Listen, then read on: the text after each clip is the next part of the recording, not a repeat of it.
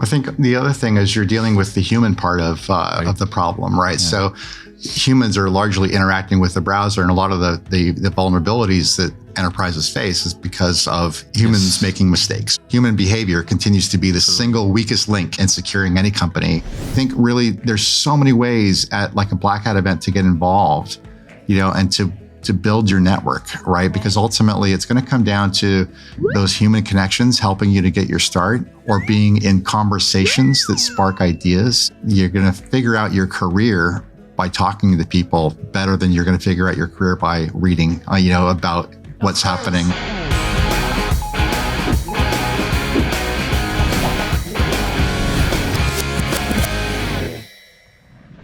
Welcome to the Be Fearless podcast, Steve. Thank you so much for making the time. Vivek, thanks again for having me on. So, wanted to kick off by asking you about your background. I think, you've done so many interesting things. And of course, we'll finally segue over to Black Hat, which you built almost like a international brand. So starting off, like if you could just take us through your whole career, where you started, what all you did. Yeah, so I've made my career in the technical conference space, right? So I've always been in and around tech conferences, from cloud computing events that we launched and grew and expanded around the world, to my later career and with Black Hat and really taking the helm over at Black Hat 10 years ago. But I feel like I've always been in and around tech conferences, always been sort of exposed to the latest thinking, technology trends, and smart people, which has always been very exciting for me. So it's a career that I've very much enjoyed. It's always kept it interesting for me to be trying new things and hearing about the latest developments. So it's been a career, 28 years now that's been very good to me. Yeah, and conferences are such great places for people to network, meet each other. And, it's always exciting to be at Black Hat. I think I did my first Black Hat almost 20 years back, if I remember. And since then, like every single year, it's been fantastic, enjoyable, just compounding the whole experience. So tell us more about Black Hat, right? Like you've built that into the top conference brand in the world. I think literally people end up booking their calendars a year in advance to get to Black Hat. And, the whole floor, whether it's the exhibition area or the, talks and whatever may be happening, everything is just amazing. So tell me a little bit about your whole journey with Black Hat specifically. Yeah, well, thank you for that. So I started with Black Hat in 2014. And I remember actually got the job. I had never been to Black Hat before. And I literally started I think it was about 3 or 4 days before Black Hat USA in 2014. Okay. So you can imagine, coming in as the new guy and never having really, been to the event before. I'd met Jeff several times over the years, but I'd never been to the actual events. So instantly, fell in love with the event. It was, it was already at that point, I should say, a very, large established conference.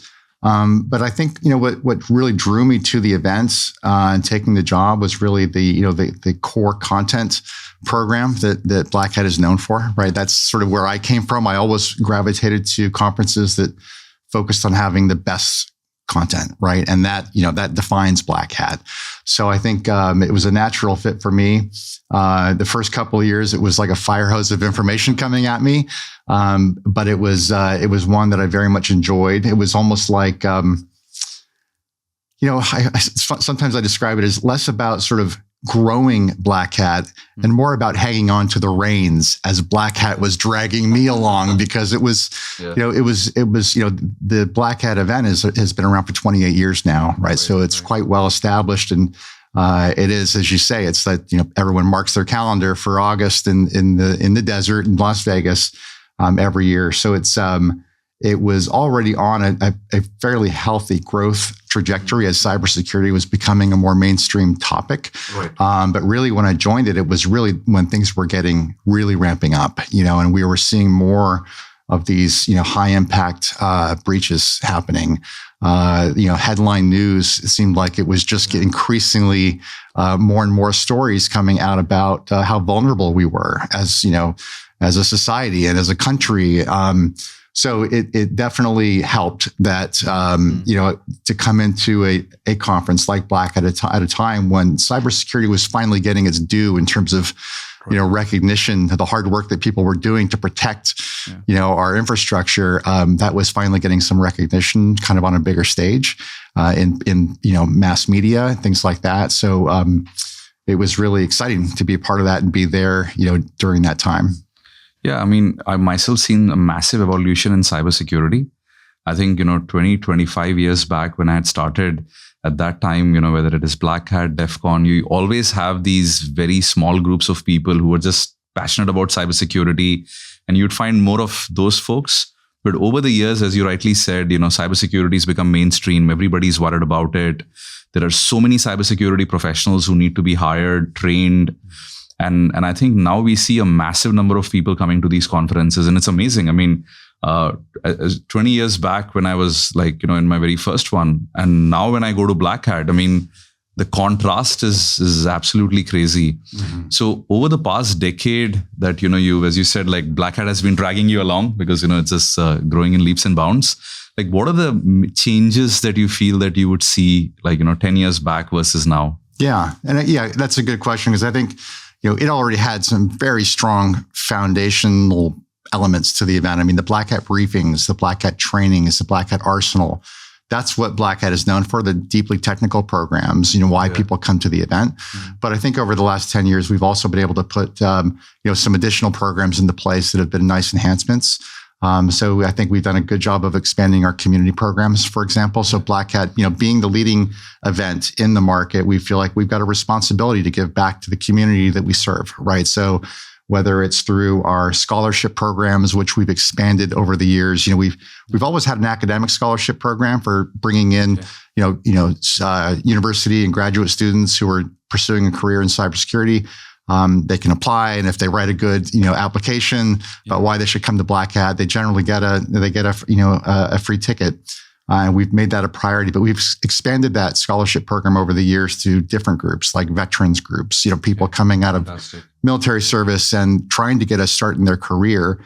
It's something we're very proud of. It's something that came from our review board. A couple of people on our review board that were very passionate about, working with veterans, and approached us and said, hey, how about if we put a program together where we not only bring veterans to Black Hat, but then also give them some one-on-one coaching right from the review board themselves. Wow. So that's really amazing, really amazing, right? So we've heard some really great stories about people coming out of service, going to Black Hat on a veteran scholarship, meeting with our review board, and getting a really personalized sort of experience of the Black Hat event and really helping them out with their career. So I think the whole scholarship program has, I think, been a really nice enhancement to the Black Hat event. I think we also are doing a better job with networking. We create a lot of opportunities for people to connect, and you hear that all the time at conferences. The whole LobbyCon, concept. It's a big part of why people go to events. It's the people interaction. It's the seeing their friends. Right. So we've tried to create more of that. But with context, right? So there's always the informal LobbyCon, but there's also opportunities to bring people together around topics. So, for like-minded people to come together and discuss. So we've been doing more things like you can meet the track chair, right? So a meetup and hear from the people that put the program together and why did they choose that session and what do they find interesting?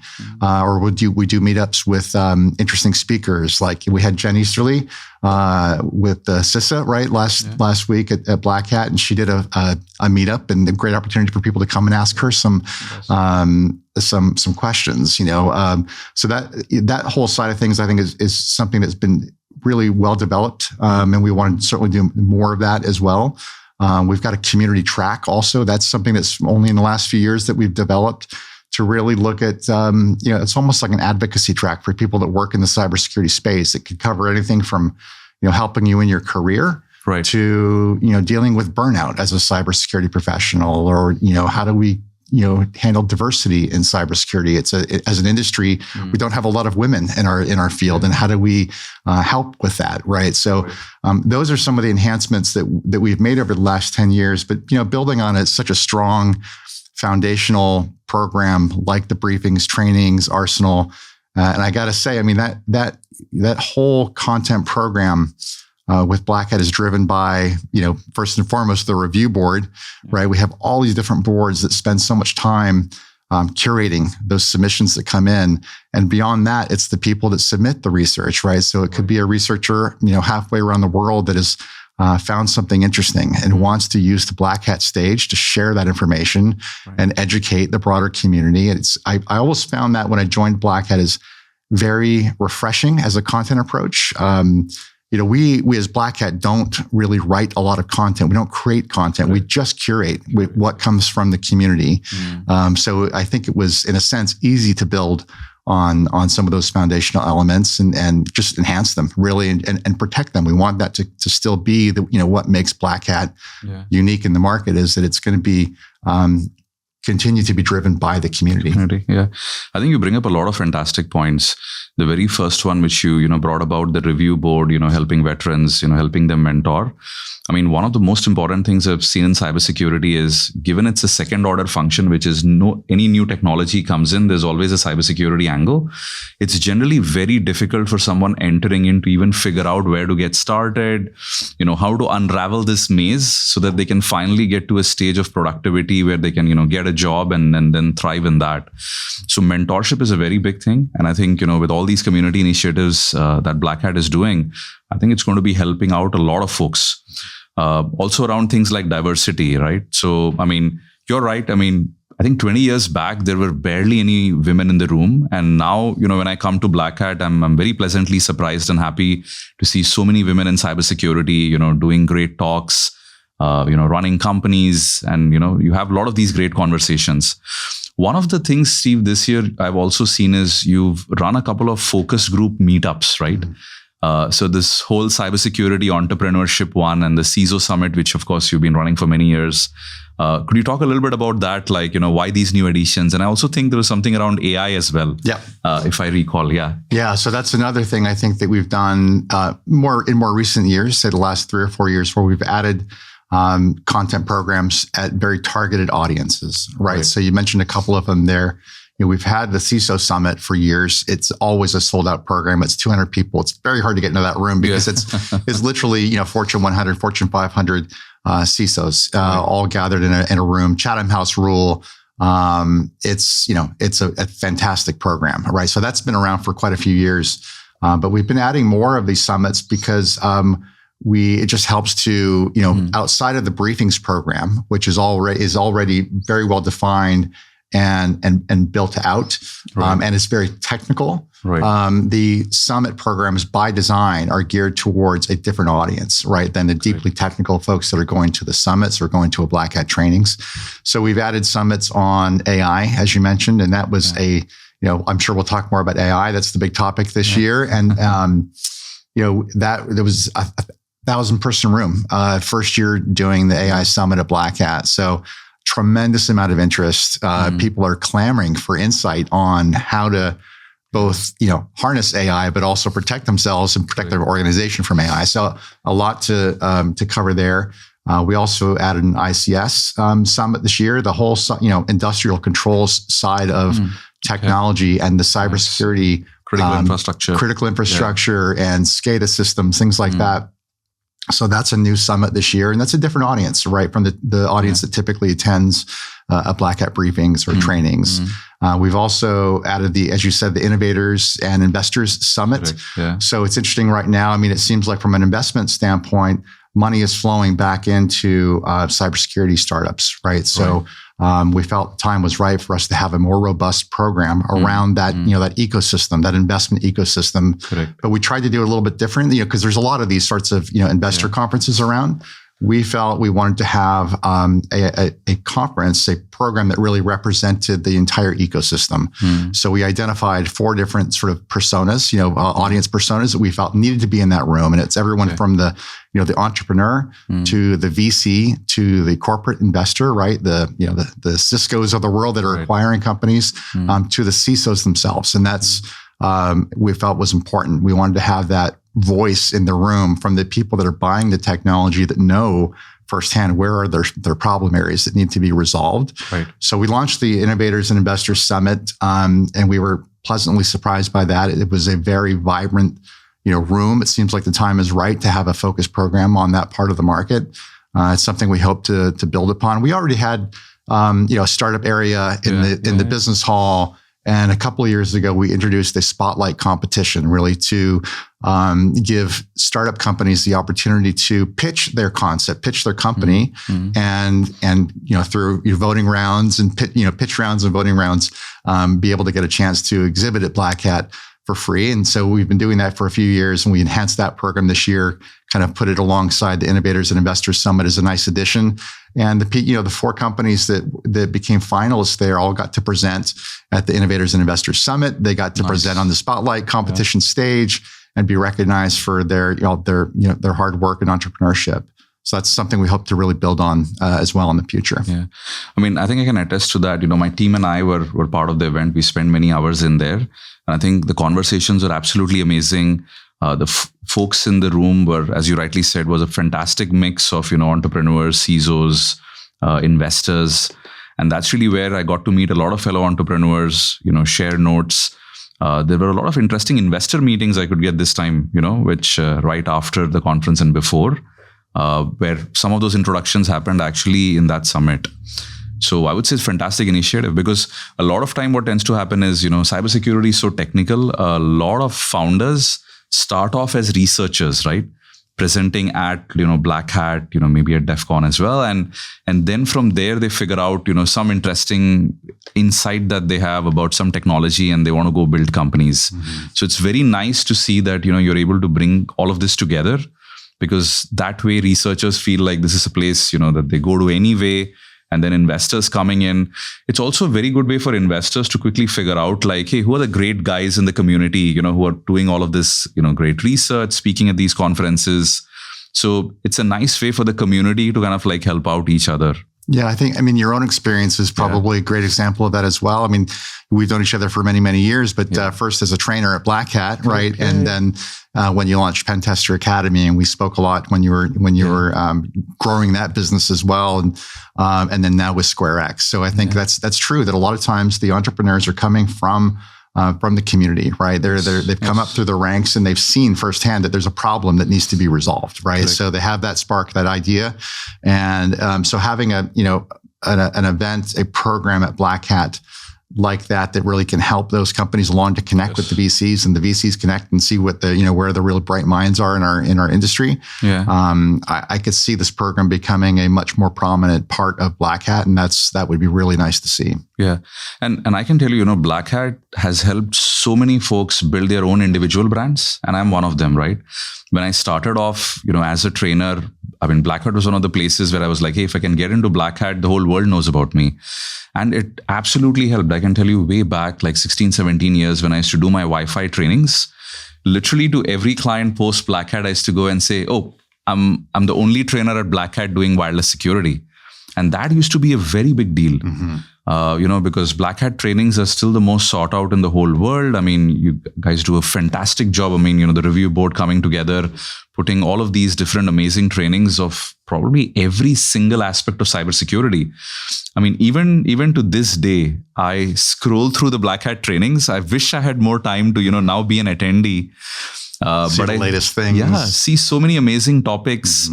So much to learn. You mentioned a few minutes ago the newcomers coming into the market, and I think that's something. Obviously, when you were at Pentester Academy, you were addressing head on, and something that we're trying to address now with Black Hat as well. You've got a lot of new people coming into this field, right? ISC Squared puts out a fantastic report every year on the cybersecurity workforce, and I always pay attention to that very closely. The cybersecurity workforce is growing at a very fast clip, but there's also a big deficit in our in employment of cybersecurity, right? There's just not enough people for the job. So I think we're going to continue to see a lot of people coming into the workforce, but they need entry-level training, right? So that's something. It's a big leap to come to Black Hat and go to the briefings or the trainings. That's a very technical, product, a very technical program that we have there. So we're trying to do more around introductory training, and I know you had a lot of that at Pentester as well. That was really helpful for people coming into their careers and getting those foundational skills before they could go on to some of the more advanced trainings that you were offering as well. Right. No, absolutely. So Steve, talk about something interesting. I think when COVID had happened, I think people started saying, oh, now conferences are going to be dead forever. Everybody's going to just do everything on Zoom. But now, 3-4 years out, we are actually seeing like not just a rebound, but like it's compounding. So tell me, your kind of like Black Hat COVID story, which is, what happened at that time. And, this is definitely bad times for the whole industry. And any interesting like stories or insights you can share about like that period. Yeah, happy to. I think I probably lost a few years off my life during that period. As a conference organizer, and Black Hat is owned by Informa. Informa is the largest conference event organizer in the world, right? Yeah. So had a massive impact on our business and our industry, and certainly a massive impact on Black Hat and all the people that come to Black Hat. So the tech industry itself was hugely impacted. In some ways, it benefited the tech industry because there was another sort of technology shift towards, the home office and the hybrid work. Yeah. And so, and we saw a nice sort of result in the tech industry coming from that, like that shift to hybrid work. But for Black Hat, it was a very interesting experience. We thought long and hard about what we were going to do, how we were going to respond during the COVID period when you couldn't hold, in-person events really. Yeah. So we came to the conclusion that what Black Hat does well is content, right? Is sharing with the world the best content. How do we replicate that experience in a virtual environment, right? So we did that. So we looked at what we did and we said, we challenged ourselves to say, how can we replicate as much of the Black Hat in-person experience in an online platform, right? So it took some doing, but we, I would say one of the hardest parts, it was hard technically, right? Because I think we were streaming like concurrently, like 20 live streams, from the briefings program, as many streams for all of the sponsored content of the event. So it was a massive sort of production in managing that much content and streaming that much content. On top of that, there was also a lot of pre-recorded content. There was a huge program. As Black Hat is in person, it's a huge program, right? The trainings were all happening as well over more like a distance learning platform, like a Zoom sort of thing. So we knew it was going to be difficult technically, but we knew we could pull that off. The bigger challenge, I would say, was convincing everyone that we could pull it off. The experience of coming to Black Hat on a virtual platform was going to be worth their time, right? So I think that hurt a lot of conferences, that whole era, because they couldn't pull it off. They had a lot of failures, and where they fell short. They did a very small kind of online program and fell short of what they typically offer their customers. But I think Black Hat genuinely offered a program that was as robust or as nearly as robust as the real thing. And we got a lot of I think we earned a lot of respect and trust, more trust and respect from our community that was actually a fantastic program. And then there were some learnings that came out of it as well. One of the challenges at Black Hat was always, there's 10, breakout rooms, concurrent breakout rooms for the briefings program, and you can only be in one room at one time, right? So on a plus side, something that came out of the online event experience was, if you record all this content, and put it on a platform, it takes a lot of the pressure off of trying to be in, 6 places at once. You can pick your session. You can also decide to skip a session and catch it later on the online version if you've got another engagement or want to go meet with somebody or what have you. So it's there's some positives that have come out of it as well. Right. But I think genuinely people were ready to get back to in-person events. I think you can never discount the desire for human beings to engage in person. Absolutely.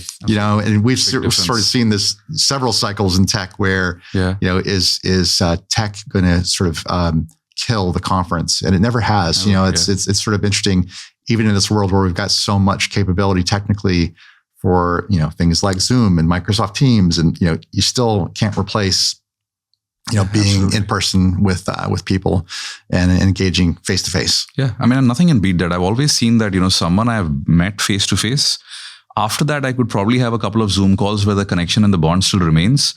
But any relationship which kind of begins as a fully Zoom one, I've always seen it just ends up remaining transactional. Right. I mean, you can't have like casual conversations. You can't walk around. You can't have a coffee together. And somehow probably as human beings, we are so hardwired to, have those social interactions. And only then I feel like there is something meaningful, when it comes to like two folks like communicating. Absolutely. And this time around, like so many amazing people I ended up meeting, during Black Hat. I was literally, my whole calendar was full, and I was trying my best to see like how many more great folks I can actually meet. It's exhausting, right? When you spend a week at Black Hat or at DEF CON, I mean, it's back-to-back engagement, a lot of people time. And I find myself, I get back to my hotel room and I'm just wiped out and ready to go to sleep, Yeah. So, I mean, you bring up a great point, like the word exhausting. So tell us a little bit about like, how much prep work goes into running a ginormous event like Black Hat.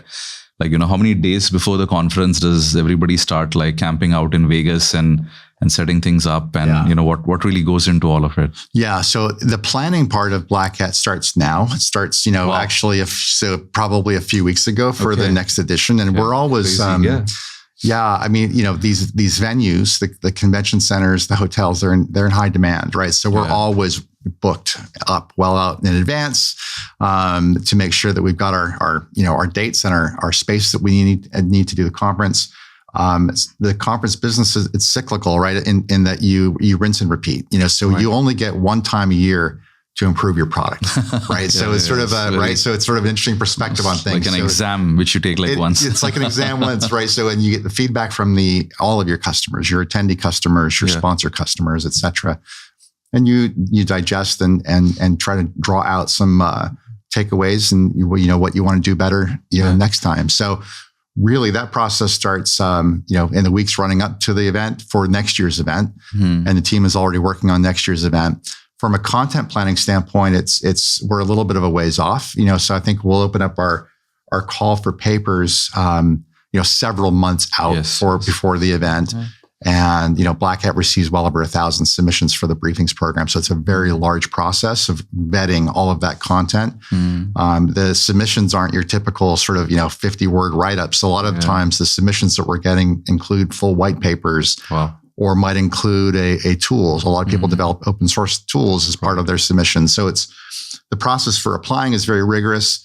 So the process for reviewing the content is very rigorous. And we've got a review board now of, I think, over 50 people, some big names from our industry that still all these years later come and spend a lot of their time, their own, time to review content and give us their best feedback and really curate and build that conference. So that's really the content planning part of it.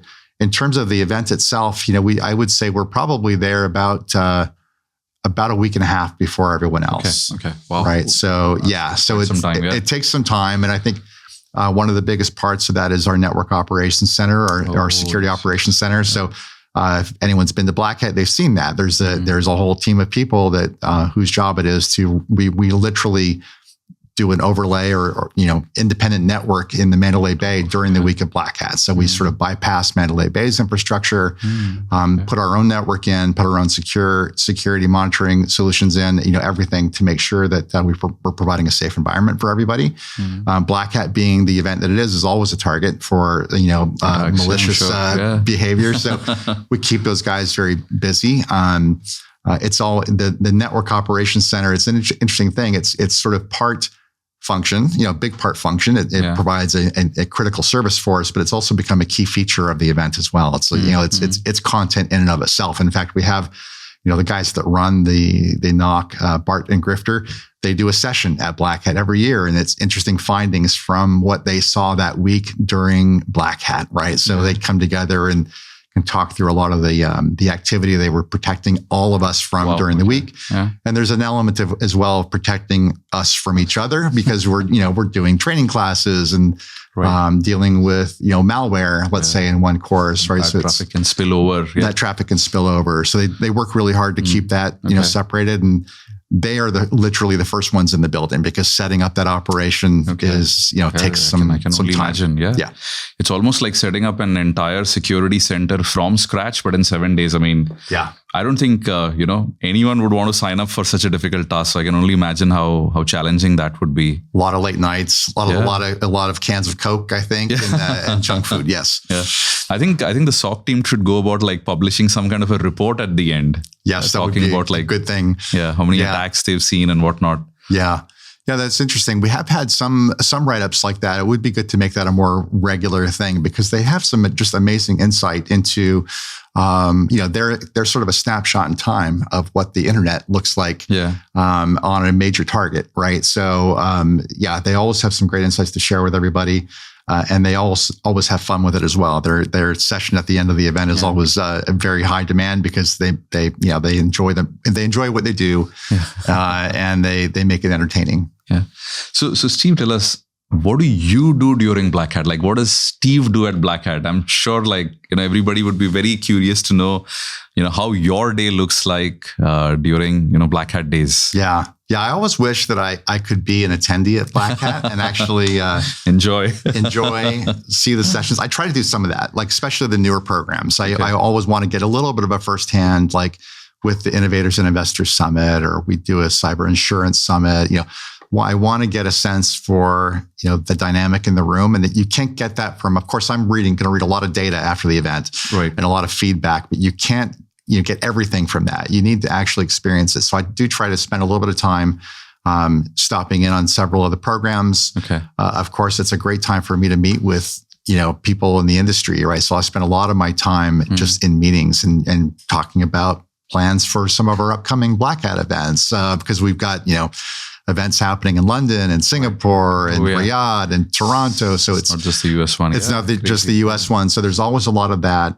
Of course, we're also planning for, we've got our keynote programs that we're planning for. And there's a lot of, those programs you've got to keep closer. You've got to make sure you're really close with the keynote speaker themselves and the planning for that. And really, you're their host that week. So there's some time spent just hosting some of our, VIP speakers, et cetera. I'll introduce some of the programs as well. So I'll kind of bounce around. I always kick off the CISO Summit each year and get a chance to welcome everyone to that room. So, things like that keep me very busy. You're always dealing with some level of just crisis management, from small crisis to big crisis and everything in between. So there's, you deal with that sort of thing from time to time.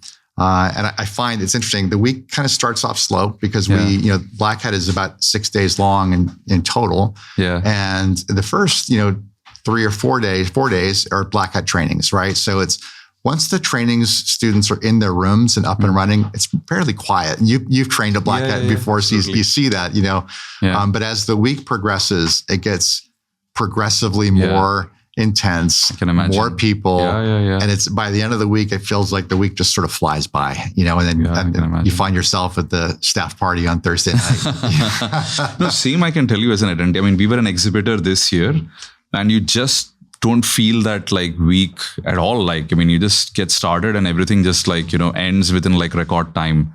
So it's just amazing to see how engaged everybody actually is, that they don't even feel like anything really, I think I start my days at Black Hat somewhere around 6 a.m., 7 a.m. and probably ended at 11:30 midnight. And then crash, right? So Steve, we are very fortunate to have you as an advisor at SquareX. You've been very generous with your time, and the whole team appreciates it, and we are absolutely honored to have you. So tell us, what got you excited about SquareX? Yeah. So I think a few things I would say got me excited about SquareX, and you and I've had several chances to meet and understand more about your vision for the company and the product. I would say, firstly, I've known you for a long time, so I've always respected what you do and followed you very closely when you were launching Pentester Academy and getting growing that business. So I think knowing your experience in the field, starting off as a trainer and then as an entrepreneur and running a business, I feel like and you mentioned it earlier as well, a lot of the entrepreneurs come from our community, right? Correct. People that have come from the more the practitioner side of things and seen an opportunity to solve problems. So I think that was first and foremost for me, just knowing your experience. I felt like, well, anything that Vivek does is going to be good, and you've got a good track record. So there is a human element to that, right? Because as you might imagine, in my role, I'm exposed to a lot of interesting companies and startups, and but I don't know all of them the way that I've got to know you over the years. So that's first and foremost. But then I think the other thing that really stood out for me was.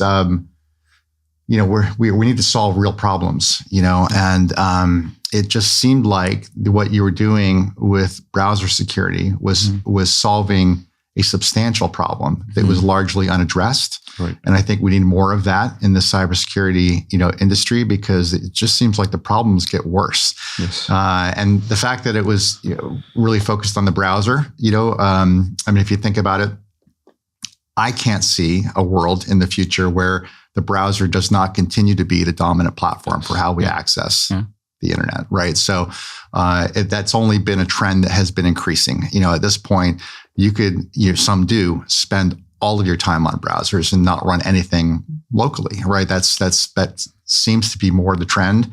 As someone who works for a fairly large company and has all of the suite of products that we use to do our jobs, the vast majority of that is accessible via a browser. So the vast majority of our content, our documents, are being stored in cloud environments via a browser, right? So it's sort of it's a big vulnerable part of any enterprise. And I found what you guys were doing with tackling that head on, and not just I think the way you described it to me was, it's not about securing the browser, right? It's about securing your enterprise, your organization, because of the browser, because people are doing all of their work on this one tool. And it's an area that's not largely protected right now. Continues to be a very vulnerable part of any organization. So I think that combination of things really intrigued me. Then I kind of went off and did some of my own homework just to kind of understand a little bit more, deeply. I'm an observer of technology. I'm not a practitioner, so but I think, and then obviously as well, I think just some of the folks that you were aligning yourself with was important as well. You were getting some attention from some prominent people out there in our community. So it felt like this is definitely a company that's going to be going somewhere. I hope, I think it will. So, yeah. Thank you so much, Steve, for the belief. I mean, you're right. As somebody who was a security researcher, who's, created different attacks, looked at various things. As you said, like, the browser is the final frontier at this point in time. It's the gateway device. Everything in and out of the endpoint, your laptop, your mobile device, much of it actually happens through the browser, right? And that is really where, attackers have realized this. And with hybrid work and all of that going on, on the same browser, we have our company email, webmail open, but we also have our personal Gmail open. And that is where attackers have realized is, look, like, why do I have to go attack you via the company email route when I could go ahead and, go soft target and probably send you a malicious file or something like that, in your personal Gmail. The effect is the same. You end up opening it, downloading it, viewing it, and infecting the system. So I think, we've taken a very, very unique approach where we said, let's build a browser native security product. Because most people would look at browsers and say, this is an application. Like, how would you build a security product within an application? But that's really where I think over the last 10 years, browsers have evolved as more of application platforms rather than just being these monolithic applications which are only, driven by single purpose.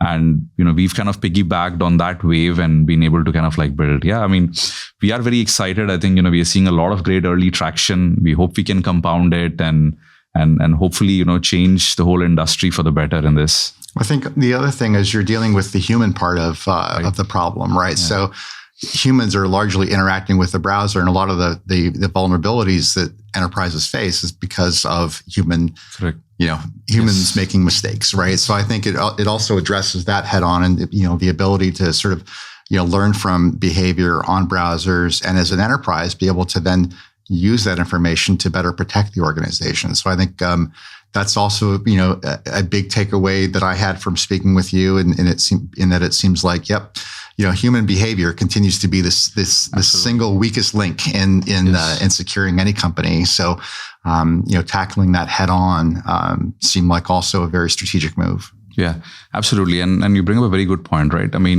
Human behavior and mistakes has been a recurring theme in cybersecurity for probably as long as I can remember, maybe from the early days. And it'll probably continue to be, because technologies are getting more and more complex. And that is really where I think it is very difficult, for an average person who's just using technology to do his work, to be aware of every security aspect and nuance, and always tread so carefully that he doesn't make any mistakes. Yeah. And that's really where, the next generation of security products needs to make security seamless and not have the individual, go about being a security guru And that's the only way that he can protect himself. Rather, just be seamless where right in the person's workflow itself, you're able to observe and make sure security incidents don't happen. And yeah, that's part of the vision that we are trying to drive as well. It's fantastic. Yeah. Yeah. Thank you so much, Steve. Thank you for the time. Thank you for the belief in the company. Once again, we are very privileged to have you as an advisor. And as I said, I've always been a Black Hat fanboy, right from day zero, helped me build my own career, started off as a trainer. So, so this podcast, this episode is very special. Thank you so much for making the time. I'm happy to be here, and I wish you nothing but success. I'm so excited for everything that SquareX is doing, and meeting the team has also been really wonderful. So I feel really strongly that you guys are going to make a big mark on our community and our industry. So thanks for having me on. Thank you so much, Steve. Yeah, really appreciate your kind words. Thank you. Hi again, Steve. Hi, Sasha. Long time no see since Black Hat. I just wanted to say a big thank you for organizing my very first Black Hat. It's been such an incredible time in Las Vegas. And honestly, you always judge the event by the host and the way everything was organized. And it felt like such a safe space and such a comfortable atmosphere. And I think it's all thanks to you. Well, I'm glad you had a good experience. Yeah, that's good to hear. It's such a large event, right? So I think you're right. You are host. And it's important, even though you've got 20,000 people in the building, that you're still host. You're there, people need to be safe. They need to be welcomed. Yeah. We put a lot of effort into that. So I'm glad to hear that was your experience. Yeah. And then we were just joking around with the team. Sometimes I could just come up to random people and say, hey, where did you get coffee? And everyone was so welcoming and everyone was just so kind. So I think you did a very great job at organizing and coordinating everyone. So it felt incredible. That's great to hear. Thank you. Yeah. But here I just wanted to ask, it's more of a free flow conversation and just to know, how do you manage to stay on top of things? How do you take break? And how do you stay in such a calm state? It's funny. I hear that a lot. Like, oh, you seem so calm. Right. I think, and probably underneath my skin, I'm my wheels are turning and stressing about things. But yes, good that I at least come across as calm to the outside world. I think really the Black Hat team, has an amazing culture. So this is a team that I came into 10 years ago, and a lot of the same people are still there. And they just pour their hearts into Black Hat, right? So we've got a fantastic culture, in our team, hardworking people that care so much about the event, right? So that really plays a big part of it. I think also, we try to keep it light. It's putting on an event like Black Hat can be very stressful for the organizing team. Yeah. And for everybody, really, for our review board and for our speakers, it's a stressful, time, right? Someone might be nervous about having to go, stand in front of a 3,000 person room and they may not even be a professional speaker. They're a researcher that found something interesting and got selected by Black Hat to present their research. And think of how stressful that is for them to then, find themselves on a stage that size, Yeah, I can imagine. It can be a stressful environment for a lot of folks. So we try to keep it light.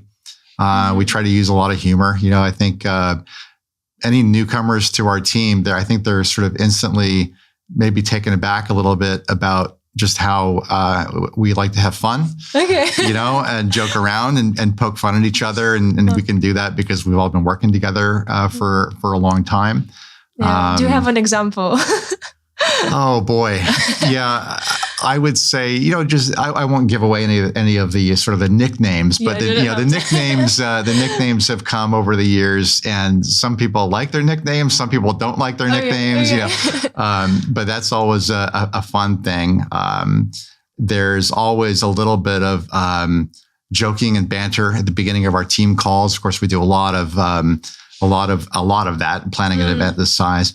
We also, I think, we've got a good culture of being supportive of each other. I mean, everyone on the team has a voice and has ownership over their piece of the event, right? So it's not like it's me, controlling Black Hat saying, we want this, we want that. It's not really, I've never been really a heavy sort of top-down management sort of style person. I really like, ownership to come from the bottom of the organization and up, right? So we really try to empower people to own their programs. If you're responsible for the Black Hat arsenal, that's your program and you own it soup to nuts. And, we'll provide feedback and guidance and advice, but it's your program. And we try to be supportive with that. We Steve Oldenburg, who is the event director of Black Hat, he's really the guy that oversees the Black Hat operation, right? So he runs our team calls and he kicks off every call with a shout out, right? So he asks people to give a shout out for someone on the team that's just going above and beyond to do something, for the event.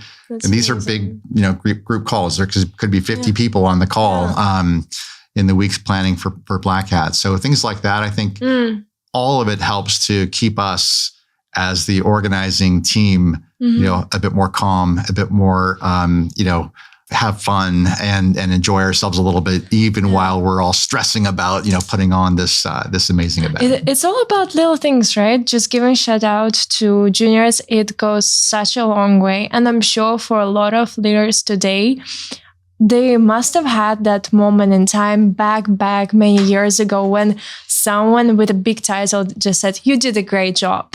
And because of that, they're here where they're supposed to be. So I think it goes a long way just to have this amazing culture. And for me, also personally, I've been in a team just a little bit over a month. And I'm already here sitting in California. And it's just doesn't wrap up in my head. So I can really relate when it comes to great culture. It empowers you to go a long way. But coming back to you, how do you take a break? You said that you're not stressed, even though inside you are. So how do you take break? When is your next vacation? Yeah. So I think for me, I'm a runner.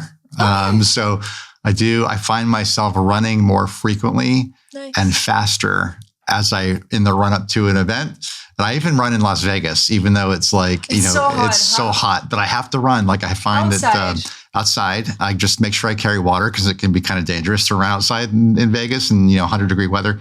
I go very early in the morning and how early? Like 5 a.m. And even then it's still already very warm. Yes, I'm an early bird and I run away from the strip. I run towards the, welcome to Las Vegas sign because it's a little bit quieter out there.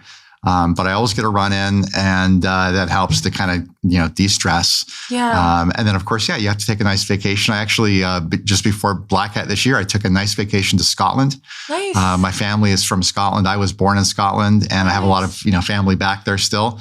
So we did a fantastic hike in the Highlands of Scotland. It's called the West Highland Way. And we hiked 100 miles in 6 days. Wow. Over mountains. And, it was fantastic. So that was a nice way to sort of de-stress a little bit, in the weeks before Black Hat and then come in with a fresh perspective and So if someone from Black Hat wants to catch you, they better wake up at 5 a.m. and see you running. 5 a.m. is a good time to catch me, before the whole convention center wakes up. It can be a very busy, thing. So I really enjoy that morning time when there's not a lot of people out and you can just sort of calmly reflect on what needs to get done that day. It's a good time, best time. So you do it in every location, wherever you go? Even in Singapore, where it's very humid.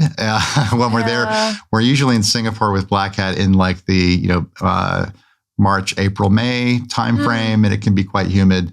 But it's so beautiful there just to be able to run around and experience. I think you see a different part of the places you're in when you're running, right? So it's just nice to get out and see some of that. I run back, behind the Marina Bay Sands where all of the gardens are back there. It's beautiful, right? So it's a great place to just unwind and be ready for the event. Especially early morning when no one is awake, you can really find your sense of calmness and. Yeah, no, it's amazing. I thought that I'm doing a good job, but I need to keep up with you.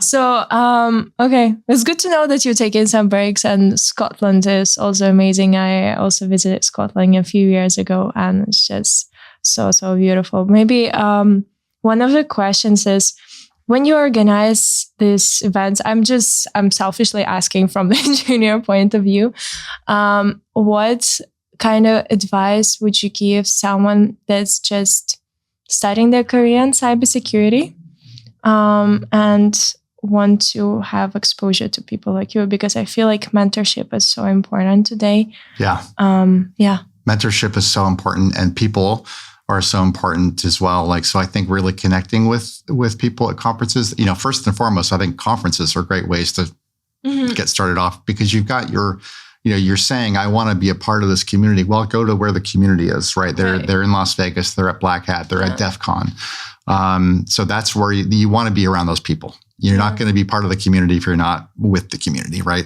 So I think that goes a long way. And then really getting involved, right? I think it's it is. I can only imagine it's how difficult it is for someone coming up in their careers to get started in cybersecurity. It can be a little bit intimidating for some people, because you see some incredibly smart people, right?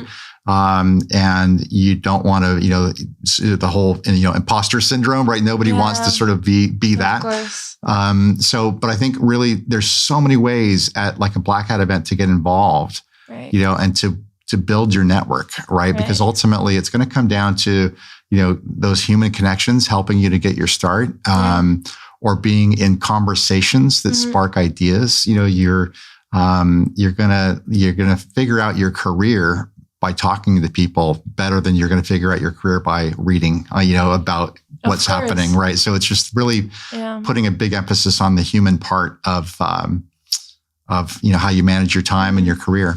Did you have that turning point when you spoke to someone and someone said something and then it just clicked in your head and you're like, yes, that was a great mentor, that great quote? Yeah.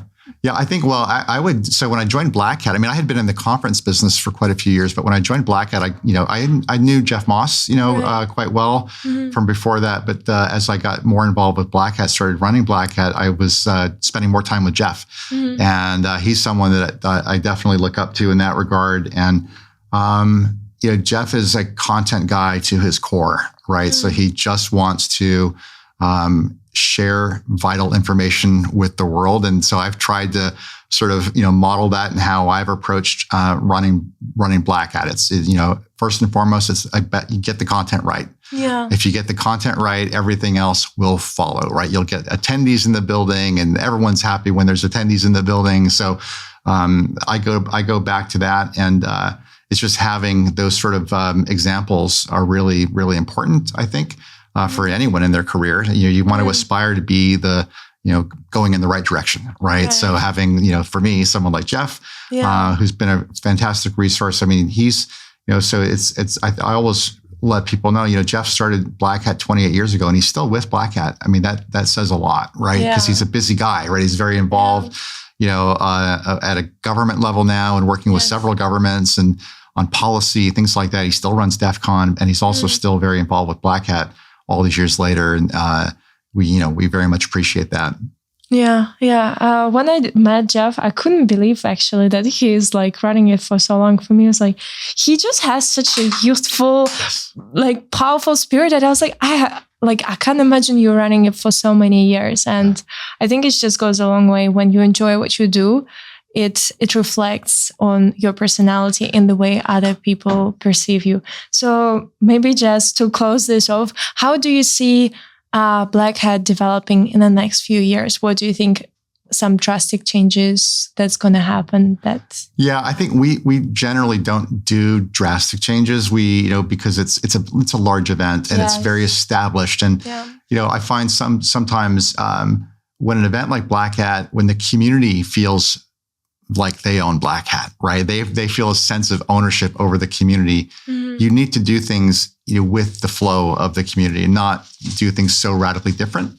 So that said, we're always innovating, right? And trying new things. So I think certainly we're looking at doing more content expansions, right? So it's we've been finding as we've been launching new programs to new audiences, right? So we had our Innovators and Investors Summit this year, and that gave us a good chance to bring in some people that maybe weren't at Black Hat before. Some of the more of the investment side of the house, right?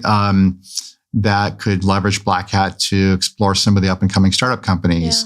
We're doing programs for targeted vertical audiences as well. Like we do, lunch and learns for people that are in the healthcare profession, right? That's amazing. That's amazing. Especially, hospitals have been especially hit hard this last couple of years with ransomware attacks, et cetera. So being able to bring different communities together around a common, content area, like healthcare, financial services, or industrial controls, we find there's a lot more we could be doing there outside of our core programs like the Black Hat briefings, the Black Hat trainings, and Arsenal. So definitely expect us to do more of that. Definitely expect us to do more community-based programs, really, leveraging the platform that we have as Black Hat to do some good things for our community. Like I'll give you an example from last week. We have an area called Bricks and Picks on the Black Hat floor, and it's Legos and it's lock picking, right? So two very hackery, things. I saw the DEF CON. I didn't see that Black Hat though. Yes. So we did and we've had it there for a few years now, and it's amazing how a bunch of adults sort of gravitate to Legos, right? And I used to play with Legos when I was a kid. You see Caesars like playing with Legos, and you just like can't associate building Legos, and we had this giant, Black Hat mosaic that everyone collaborated on. But what we did with the organizer of that area was we donated a large amount of Legos to two hospitals in Las Vegas, right? As a nice way, children's hospitals, a nice way to give back to the community, right? I mean, what are we going to do with all this Lego? So it was they were thrilled that we were able to do that and help them out as well. So it's things like that. My team, the Black Hat team, they're very, very socially minded in that way, and want to do things, more of those sorts of things, to feel like we're doing this with a purpose, right? It's a purpose of not only, educating the broader community and the broader world about cybersecurity, but there's a tremendous platform that Black Hat has to do some really good things as well to give back. That's amazing.